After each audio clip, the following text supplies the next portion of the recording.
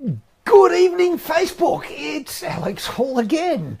And this is Breaking Boards Part 3, or is it Part 4? I do apologise because my reception cut out 2 seconds ago. Anyway, not to panic, here we are.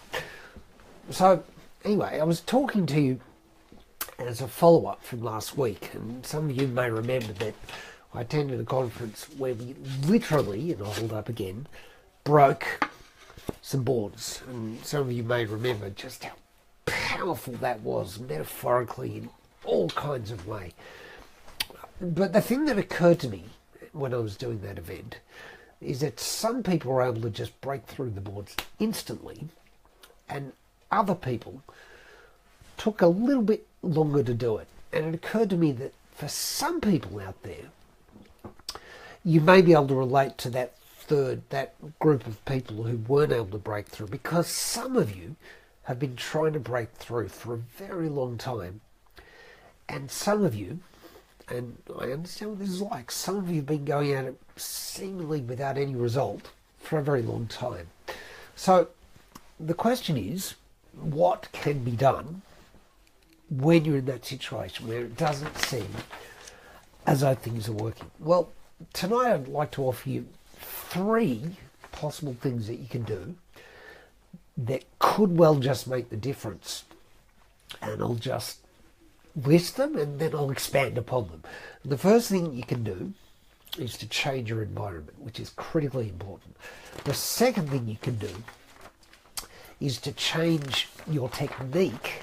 And the third thing you can do is to change your stance. But let me go through those one at a time. Now, if you're in a negative environment, let's talk about changing your environment. You need to get out of it. Don't go wasting your time sharing your dreams with negative people, because it's a waste of time. They don't get your vision, they don't get your dreams, they probably haven't done what you're trying to do, they can't help you. They can't see it, and they don't have the resources to help you. So if you're trying to do something and it's a really big thing, don't go to the naysayers. Get out of that environment of negativity and go hang around people who are positive, who believe in your dream, who believe in what you're doing, and who have the resources to help you, and who are coming from that place of experience, from having done it. Because it's a waste of time talking to people who've never done it, asking their opinion. They've never done it. Talk to people who have done it and who believe in you and are happy to encourage you and support you. Now, the second thing you can do is to change your technique. Sometimes you're not necessarily doing the wrong thing. You're not necessarily chasing the wrong dream. You just need to change the way you're doing it. Now, when I make these videos, I'm not here to be preaching, so forgive me if I make an allusion from the Bible. It's not for the sake of preaching. It's just because there's a story that I think is very relevant. Now, for any of you who have read the New Testament, you may be aware of the story of Jesus telling Peter and John to cast the net on the other side of the boat. Now, why is that relevant? Well, if any of you are aware of that story, you would know that Peter and John, who are expert fishermen, by the way, they've been doing it for many years, were working all night. They've been going hard at it, throwing the net into the water, dragging it out, throwing the net into the water, dragging it out, and just getting nowhere. And sometimes it's like that. You go through the routine of doing things that you know are supposed to work because you've seen other people doing it, and you throw the thing in the water and you drag it out and you throw it in, and you're just getting nowhere. But then Jesus came along. Now, I know that this story is about the miraculous power of God, but bear with me.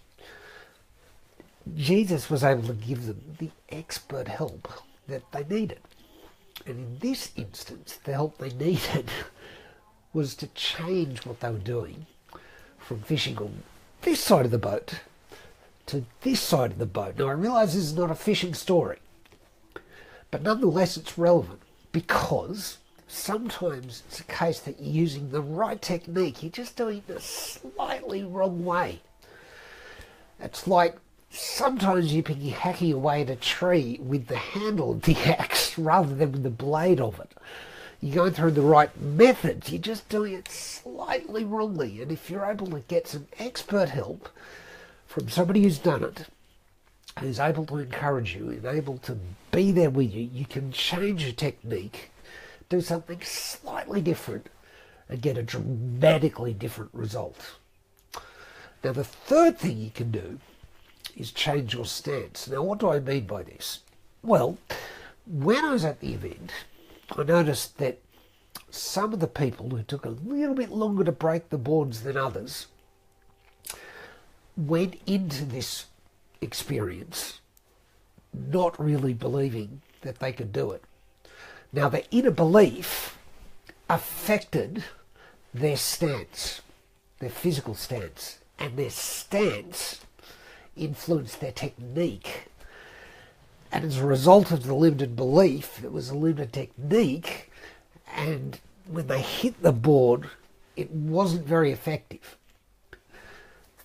But as the crowd who was around them started to roar with encouragement, saying, "You can do it, you can do it," they went from thinking, "There's no way I could do this," to thinking, "Well, maybe I can do this." And their stance began to change. And they went from being, "Well, maybe I can do it," to say, "Yes, I can do it." And their conviction, as Aaron Sazali would put it, started to change. And as their conviction started to change, they began to do the same thing they were doing, only this time with a renewed energy and a renewed passion. And they were able to hit far more effectively until eventually they were able to break through and the board was broken. And there was much rejoicing. And there really literally was much rejoicing. But why did it happen? Because they were able to change their stance. They were able to change their inner belief. And as a result of changing their inner belief, their stance changed and their world changed. So anyway, I hope all of that made sense. 3 things you can do.